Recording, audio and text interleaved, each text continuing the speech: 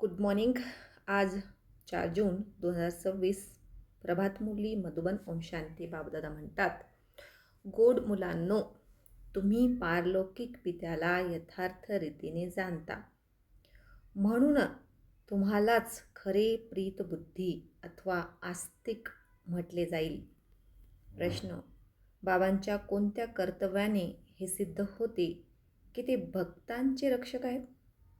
उत्तर: सर्व भक्तांना रावणाच्या जेलमधून सोडविणे, इनसॉल्व्हंटपासून सॉल्व्हंट बनवणे, पतितापासून पावन बनवणे हे एका बाबांचेच कर्तव्य आहे. जे जुने भक्त आहेत त्यांना ब्राह्मण बनवून देवता बनवणे हेच त्यांचे रक्षण करणे आहे. भक्ताचे रक्षक आले आहेत आपल्या सर्व भक्तांना मुक्ती, जीवनमुक्ती देण्याकरता. गीत आहे, भोलेनाथ से निराला ना कोई. ओम शांती. मुलांनी ही कोणाची महिमा ऐकली? गायले जाते उच्च ते उंच भगवान आणि भगवंतालाच पिता म्हटले जाते. तेच या सगळ्या रचनेचे रचयिता आहेत. जसे लौकिक पिता देखील रचयिता आहेत आपल्या रचनेचे. सर्वप्रथम कन्येला आपली पत्नी बनवतात आणि मग तिच्यापासून रचना रचतात. 5-7 मुलांना जन्म देतात, त्यांना म्हटले जाईल रचना. पिता झाला रचयिता.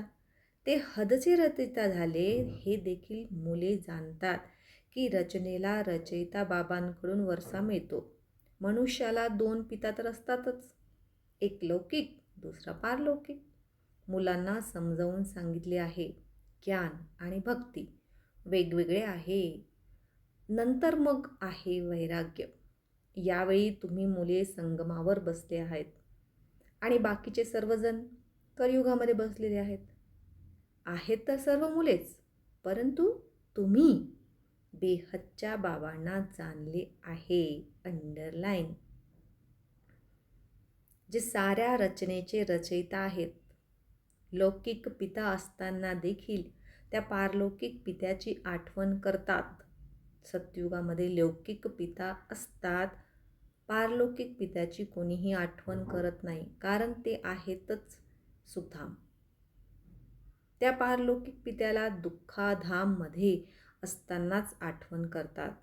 इथे शिकवले जाते, मनुष्याला हुशार बनवले जाते.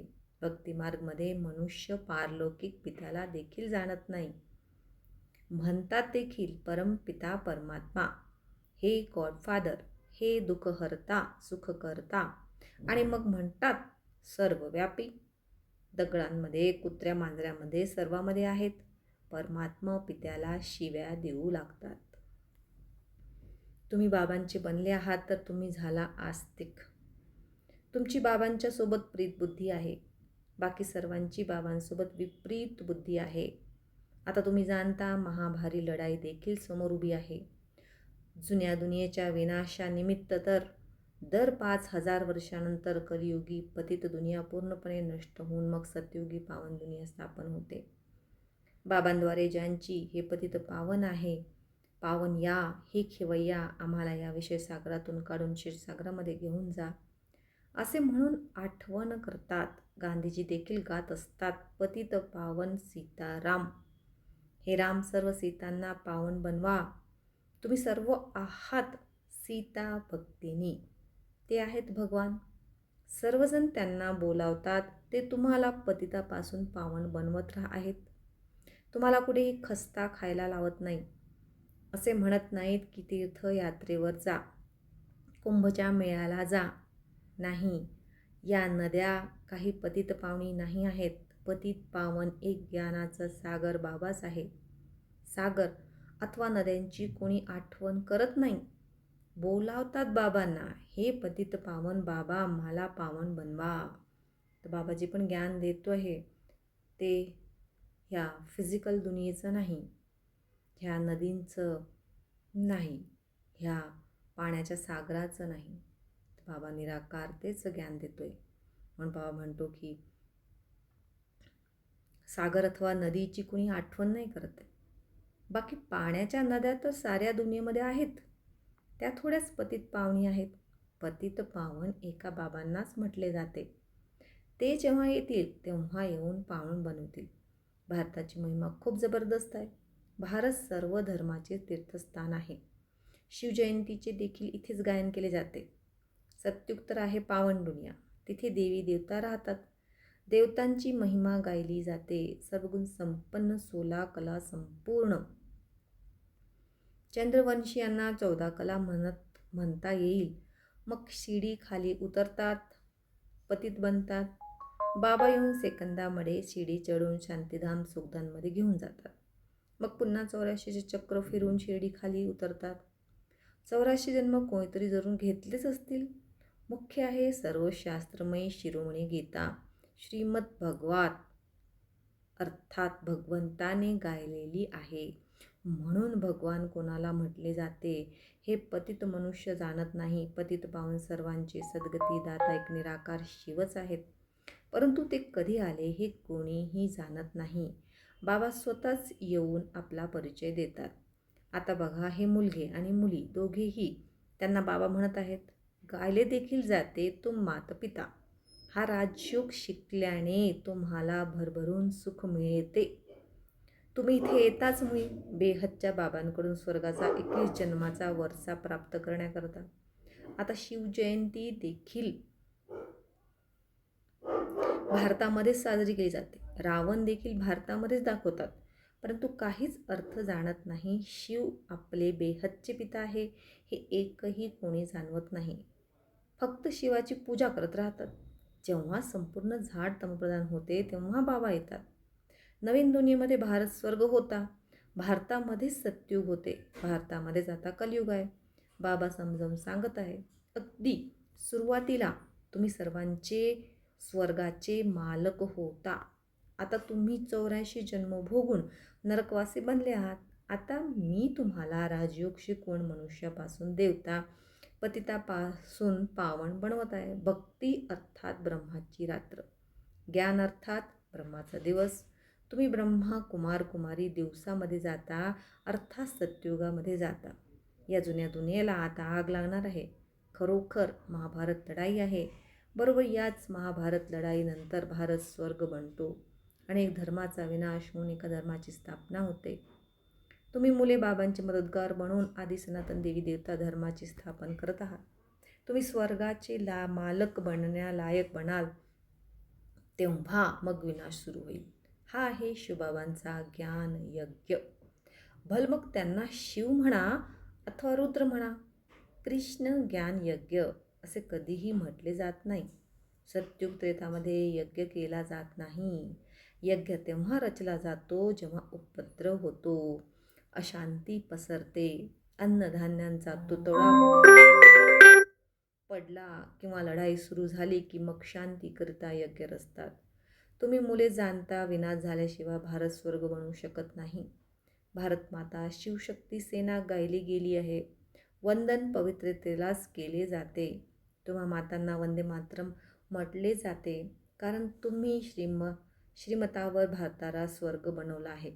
आता बाबा म्हणतात मृत्यू तर सर्वांच्या डोक्यावर उभा आहे. म्हणून आता हा एक जन्म पवित्र बना आणि बाबांची आठवण करा, तर तुम्ही तमप्रधानपासून सत्प्रधान बनाल. आता तुम्ही शूद्रापासून ब्राह्मण बनून मग देवता बनाल. ह्या काही नवीन गोष्टी नाहीत. कल्पकल्प दर 5000 वर्षानंतर हे चक्र फिरत आहेत. नरकापासून स्वर्ग बनतो. पतित दुनियेमध्ये मनुष्य जे काही कर्म करतात ते विकर्मच बनते. बाबा म्हणतात 5000 वर्षापूर्वी देखील तुम्हाला कर्म अकर्म विकर्माची गती समजावून सांगितली होती. आता पुन्हा तुम्हाला समजावून सांगत आहे. मी परमपिता परमात्मा निराकार तुमचा पिता आहे. हे शरीर ज्याचा मी आधार घेतला आहे हे काही भगवान नाहीत. मनुष्याला देवतासुद्धा म्हटले जात नाही. तर मग मनुष्याला भगवान कसे काय म्हणू शकणार? बाबा समजावून सांगतात तुम्ही 84 जन्म घेत शिडी खाली उतरत आला आहात. पतन होत आले आहे. परंतु वर कोणीही जाऊ शकत नाही. सर्वजण पतित बनण्याचाच मार्ग सांगतात. स्वतः देखील पतित बनत जातात. म्हणून बाबा म्हणतात त्यांचा देखील उद्धार करण्यासाठी मला यावे लागते. हे आहे रावण राज्य. तुम्ही आता रावण राज्यामधनं बाहेर पडला आहात. हळूहळू सर्वांनाच माहीत होईल. ब्राह्मण बनल्याशिवाय शिवबाबांकडून वरसा घेऊ शकत नाही. पिता आहेतच दोन, एक निराकारी पिता, एक साकारी पिता. वारसा मिळतो एक साकारी पित्याकडनं साकारी मुलांना, आणि मग निराकारी बेहदच्या पित्याकडून बेहदचा वारसा मिळतो निराकारी आत्मांना. अंडरलाईन. आता तुम्ही मुले जाणता, गोड गोड शिवबाबांकडून आम्ही 21 जन्मांकरता सुखधामचा वरसा घेण्याकरता आलो आहोत. विश्वाचे मालक बनतो योग बलाने. कोणतेही शस्त्र इत्यादी नाही आहे. बाबांशी योग लावून विकर्म विनाश करून विष्णू पुरीचे मालक बनतात. आता अमरलोकमध्ये जाण्याकरता अमर कथा ऐकत आहेत. तिथे कधीही अकाली मृत्यू होत नाही, दुःखांचे नामोनिशाणसुद्धा नसते. तुम्ही मुले आला आहात श्रीमतावर चालून बेहदच्या पित्याद्वारे श्रेष्ठ ते श्रेष्ठ देवी देवता बनविण्याकरता. हे काही शास्त्रामध्ये ज्ञान नाही आहे. दाखवतात की विष्णूच्या नाभीतून ब्रह्मा निघाले, त्यांच्या हातामध्ये शास्त्र दाखवले आहेत. बाबा म्हणतात, ब्रह्माद्वारे मी तुम्हाला संपूर्ण रचनेच्या आधी मध्य अंताचे ज्ञान ऐकत आहो. मीच ज्ञानाचा सागर आहे. गातात देखील ज्ञान सूर्य प्रगटा, ज्ञान अंधेर विनाश. सतयुगामध्ये अज्ञान असतच नाही. जेव्हा सचखंड होता तेव्हा भारत हिऱ्या समान होता. हिरे माणकांचे महल बनवले जात होते. आता तर लोकांना पुरेसे खायलासुद्धा मिळत नाही. आता इनसॉल्वंट पतित विश्वाला मग सॉल्वंट पावन कोण बनवणार? हे बाबांचे काम आहे. बाबांनाच दया येते. म्हणतात, तुम्हाला राजयोग शिकवण्याकरता आलो आहो. नराला नारायण आणि नारीला लक्ष्मी बनवतो. भक्तांचे रक्षक आहेतच मुळी बाबा. तुम्हाला रावणाच्या जेलमधनं सोडून सुखधाममध्ये घेऊन जातो. साऱ्या दुनियेमध्ये जे ब्राह्मण बनतील तेच देवता बनतील. ब्रह्माचे नाव देखील प्रसिद्ध आहे, प्रजापिता ब्रह्मा. तुम्ही ब्राह्मण आहात सर्वात उत्तम. तुम्हीच भारताची खरी रूहानी सेवा करत आहात. बाबांच्या आठवणीनेच विकर्म विनाश होतील. पतितापासून पावन बनवण्याचा दुसऱ्या कोणताही पर्याय नाही. आठवणीद्वारेच भेसळ भस्म होईल. सोनार लोक जाणतात की खरे सोने मग खोटे सोने कसे बनते. त्यामध्ये चांदी तांबे लोह मिसळतात. तुम्ही देखील पाहिले, सतोप्रधान होता, नंतर मग तुमच्यामध्ये भेसळ पडते. तमप्रधान बनला आहात, आता मग सतोप्रधान बनावे लागेल, तेव्हाच सत्ययुगामध्ये जाऊ शकाल. बाबा म्हणतात, कोणत्याही देहधाराची आठवण करू नका. गृहस्थ व्यवहारमध्ये राहत असताना एका बाबाशिवाय इतर कोणाची आठवण करू नका. तेव्हाच तुम्ही स्वर्गपुरीचे मालक बनाल. स्वर्ग किंवा विष्णुपुरी होती, आता रावणपुरी आहे. पुन्हा विष्णुपुरी जरूर बनेल. साधू संत इत्यादी सर्वांचा उद्धार करण्याकरता येतो. तेव्हाच तर म्हटले जाते, यदा यदा ही धर्मस्य. ही भारताचीच गोष्ट आहे. सर्वांचा सद्गतीदाता मी एकच पिता शिव आहे. शिव रुद्र ही सर्व त्यांचीच नावे आहेत. अनेक नावे ठेवलेली आहेत. बाबा म्हणतात, माझे खरे नाव तर एकच आहे, शिव. मी शिव आहे. तुम्ही शालिग्राम मुले आहात. तुम्ही अर्धा कल्प देहाभिमान होऊन राहिले आहात. आता देही अभिमानी बना. एक बाबांना जाणल्याने बाबांद्वारे तुम्ही सर्व काही जाणता. मास्टर ज्ञान सागर बनता. अच्छा, गोड गोड खूप खूप वर्षांतर भेटलेल्या मुलांप्रती मातपिता बापदादांची प्रेमपूर्वक आठवण आणि सुप्रभात. आत्मिक पित्याचा आत्मिक मुलांना नमस्ते. नमस्ते बाबा. थँक्यू बाबा. धारणेसाठी मुख्य सारांश 1. श्रीमतावर चालून श्रेष्ठ ते श्रेष्ठ देवता बनायचे आहे. साऱ्या विश्वाची खरी खरी रूहानी सेवा करायची आहे. आदी सनातन देवी देवता धर्माच्या स्थापनेमध्ये बाबांचे पूर्णपणे मदतगार बनायचे आहे. आत्म्याला खरे सोने बनवण्याकरता एका बाबाशिवाय इतर कोणत्याही देहधारीची आठवण करायची नाही. पारलौकिक बाबांवर खरे खरे प्रेम करायचे आहे. वरदान. आत्मिक उन्नतीच्या साधनाद्वारे सर्व परिस्थितीवर विजय प्राप्त करणारे अकाल मूरत भव. बाबा म्हणतो, जसे शरीर निर्वाहासाठी अनेक साधनांचा उपयोग करता, तसेच आत्मिक उन्नतीसाठी देखील साधनांचा उपयोग करा. यासाठी नेहमी अकाल मूर्त स्थितीमध्ये स्थित होण्याचा अभ्यास करा. जे स्वतःला अकाल मूर्त आत्मा समजून चालतात ते अकाली मृत्यूपासून, अकालपासून, दुष्काळापासून, सर्व समस्यांपासून वाचतात. मानसिक चिंता, मानसिक परिस्थितींना दूर करण्याकरिता फक्त आपल्या जुन्या शरीराच्या भानाला नष्ट करत जा. आजचे बोधवाक्य आहे, कोणतीही गोष्ट जो वारंवार फील करतो तो फायनलमध्ये फेल होतो. ओम शांती. मातेश्वरीजीचे अनमोल महावाक्य. हेडिंग आहे, मनुष्य साक्षात्कारमध्ये कसे जातात. मातेश्वरी म्हणतात, हे जे साक्षात्कारमध्ये जाणे होते तर याची फिलॉसॉफी देखील खूप सूक्ष्म आहे. या अंतवाहक शरीराने जाऊन फिरून येतात. जसे कोणी बाहेर फिरण्यासाठी जातात ना, तर असे होत नाही की फिरायला गेला तर मेला, तो फिरून मग माघारी येईल ना. तर इथे देखील असेच आहे. आत्मा या बॉडीतून निघून अंतवाहक शरीराने फिरायला जाते. थोड्या वेळाकरता त्याची आत्मा उडणारा पक्षी आहे. हे देखील परमात्माचेच काम आहे, जे त्यांच्या दोरीला खेचून दिव्यदृष्टीद्वारे त्याला साक्षात्कार घडवतात. जसे रात्रीचे आपण जेव्हा शरीरापासून न्यारी आत्मा बनून सुखद अवस्थेमध्ये अथवा स्वप्नाच्या अवस्थेमध्ये जातो, तर त्याच वेळी शरीर शांत होते. मग देह आणि देहाचे धर्म विसरून जातो. परंतु असे नाही की शरीर मरून गेले आणि जेव्हा जागे होता तेव्हा त्या रात्रीच्या स्वप्नातील अवस्थेचे वर्णन करून सांगतात.